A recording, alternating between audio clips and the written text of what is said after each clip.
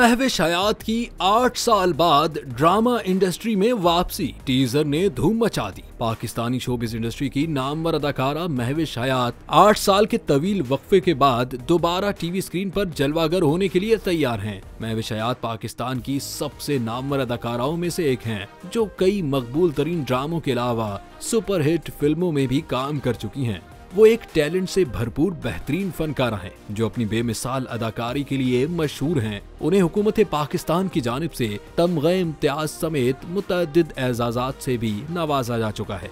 महविश हयात आखिरी बार 2016 में ड्रामा दिल लगी में हुमायूं सईद के साथ नजर आई थीं, जो कि एक जबरदस्त कामयाब ड्रामा साबित हुआ, जिसके बाद उन्हें सिर्फ फिल्मों में देखा गया और उनकी मुतअद्दिद फिल्में ब्लॉकबस्टर साबित हुईं। निस्फ दहाई से जायद अरसे के बाद वो ड्रामा इंडस्ट्री में वापसी कर रही हैं।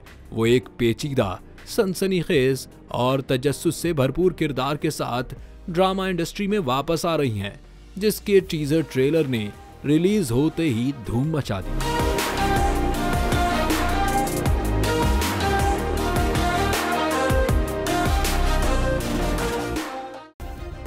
सब्सक्राइब करें और बेल दबाएं ताकि कोई खबर रह न जाए।